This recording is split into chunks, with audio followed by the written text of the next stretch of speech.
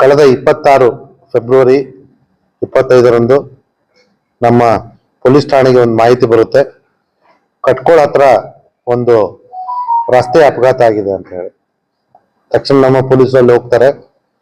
ಅಲ್ಲಿ ಹೋಗಿ ನಮ್ಮ PSI ಅವರು ಪರಿಶೀಲನೆ ಮಾಡಿದಾಗ ಒಬ್ಬ ವ್ಯಕ್ತಿ ಮೃತನಾಗಿ ಬಿದ್ದಿರ್ತಾನೆ. ಅಲ್ಲಿ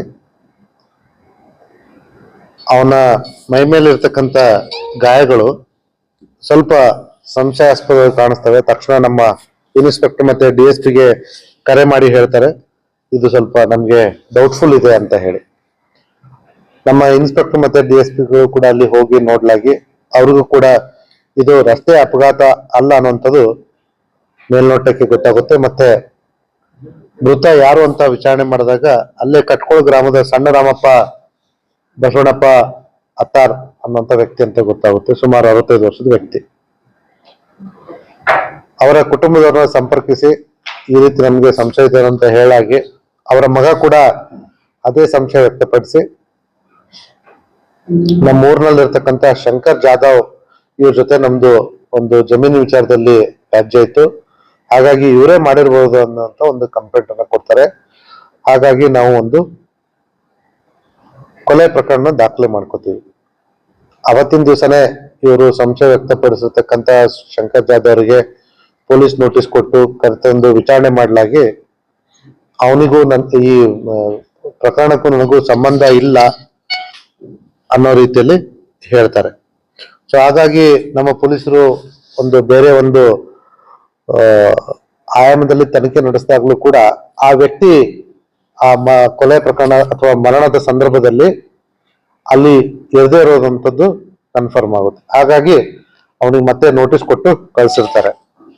ಆದ್ರೆ ಇದು ಕೊಲೆ ಅನ್ನುವಂಥದ್ದು ನಮ್ಗೆ ಪೋಸ್ಟ್ ಮಾರ್ಟಮ್, ಪ್ರಾಥಮಿಕ ಹಂತದ ಪೋಸ್ಟ್ ಮಾರ್ಟಮ್ ಅಲ್ಲೂ ಕೂಡ ಗೊತ್ತಾಗುತ್ತೆ. ಹಾಗಾಗಿ ನಮ್ಮ ಪೊಲೀಸರು ಮತ್ತಷ್ಟು ವೈಜ್ಞಾನಿಕ ವಿಧಾನದಿಂದ ಕೊಲೆಯ ಆರೋಪಿಗಳನ್ನ ಪತ್ತೆ ಮಾಡಲಿಕ್ಕೆ ಶುರು ಮಾಡ್ತಾರೆ. ಜೊತೆಗೆ ಈ ಕೊಲೆಗಾರನ ಪತ್ತೆ ಮಾಡಲಿಕ್ಕೆ ನಾವು ಕೂಡ ಒಂದು 2-3 ತಂಡಗಳನ್ನ ಫಾರ್ಮ್ ಮಾಡ್ತೀವಿ. ಕಟ್ಕೋಳ ಪೊಲೀಸರು, ವಿಶೇಷವಾಗಿ ರಾಮದುರ್ಗ CPI ಮತ್ತೆ DSP ಅವರು ಸತತವಾಗಿ ಈ ಪ್ರಕರಣದ ಬೆನ್ನ ಹಿಂದೆ ಬೀಳ್ತಾರೆ. ನಮ್ಗೆ ಆ ಭಾಗದಲ್ಲಿ ಮತ್ತೊಂದು ಮಾಹಿತಿ ದೊರೆಯುತ್ತೆ. ಆ ಮಾಹಿತಿ ಆಧಾರದ ಮೇಲೆ ನಾವು ಮತ್ತೊಬ್ಬ ಸಂಶಯಾಸ್ಪದ ವ್ಯಕ್ತಿಯನ್ನ ಕರ್ಕೊಂಡ್ ಬರ್ತೀವಿ. ಸಂಶಯಾಸ್ಪದ ವ್ಯಕ್ತಿ ಹೆಸರು ಸುಲ್ತಾನ್ ಕಿಲ್ಲೆದಾರ್ ಅಂತ ಹೇಳಿ. ಇವನು ಚಿಕ್ಕೋಡಿಯಲ್ಲಿ ಒಂದು ಮೆಸ್ಸನ್ನ ನಡೆಸ್ತಾ ಇದ್ದ. ಅವನಿಗೆ ಕರ್ಕೊಂಡು ಬಂದಾಗ ನಮ್ಮ ತನಿಖಾ ವಿಚಾರಣೆ ವೇಳೆಯಲ್ಲಿ ಅವನ್ ಬಾಯಿ ಬಿಡ್ತಾನೆ, ಅವನ ಕೊಲೆಗೆ ಕಾರಣ ನಾನೇ ಅಂತ ಹೇಳ್ಬಿಟ್ಟು. ಯಾಕೆ ಅಂತ ವಿಚಾರಣೆ ಮಾಡಿದಾಗ ಅವನು ಹೇಳ್ತಾನೆ, ಸುಮಾರು 4-5 ತಿಂಗಳ ಕೆಳಗಡೆ ಈ ಶಂಕರ್ ಜಾಧವ್ ಅನ್ನೋನು ನನಗೆ ಅಪ್ರೋಚ್ ಮಾಡಿ, ನಮ್ಗೆ ಈ ಸಂಡಾಮಪ್ಪನ ಜೊತೆ ಒಂದು ವ್ಯಾಜ್ಯ ಇದೆ, ಅವನ್ನ ಕೊಲೆ ಮಾಡಿದ್ರೆ ನಾನು ನಿಮ್ಗೆ 2.5 ಲಕ್ಷ ಕೊಡ್ತೀನಿ ಅಂತ ಹೇಳಿ ಒಂದು ಸುಪಾರಿ ಕೊಟ್ಟು ಬಂದಿರ್ತಾನೆ. ಈ ವಿಚಾರದಲ್ಲಿ ಈಗಾಗಲೇ ಮಾತುಕತೆ ಆದ ಕೆಲವು ದಿನಗಳ ನಂತರ ಸುಮಾರು 1.5 ಲಕ್ಷ ರೂಪಾಯಿಯನ್ನ ಶಂಕರ್ ಜಾಧವ್ ಈ ಸಣ್ಣ ರಾಮಪ್ಪ ನನಗೆ ಕೊಟ್ಟಿರ್ತಾನೆ. ಆವಾಗಿಂದ ಈ ಸುಲ್ತಾನ್ ಕಿಲ್ಲೆದಾರ್ ಈ ಸಣ್ಣ ರಾಮಪ್ಪನಿಗೆ ಕೊಲೆ ಮಾಡ್ಲಿಕ್ಕೆ ಹೊಂಚಿ ಹಾಕಿ 3-4 ಸತಿ ಪ್ರಯತ್ನ ಕೂಡ ಮಾಡ್ತಾನೆ. ಅದು ಸಫಲ ಆಗಿರೋದಿಲ್ಲ. ಇದು 26ನೇ ತಾರೀಕು ಸಂಜೆ ಇವನು ಯಾವಾಗ ಬೈಕಿಂದ ತನ್ನ ಮನೆ ಕಡೆ ಹೊರಟಿರ್ತಾನೋ ಸಣ್ಣ ರಾಮಪ್ಪ, ಆ ಸಂದರ್ಭದಲ್ಲಿ ಇವನು ಸುಲ್ತಾನ್ ಕಿಲ್ಲೆದಾರ್ ಮತ್ತೆ ಅವನ ತಂಡದವರು,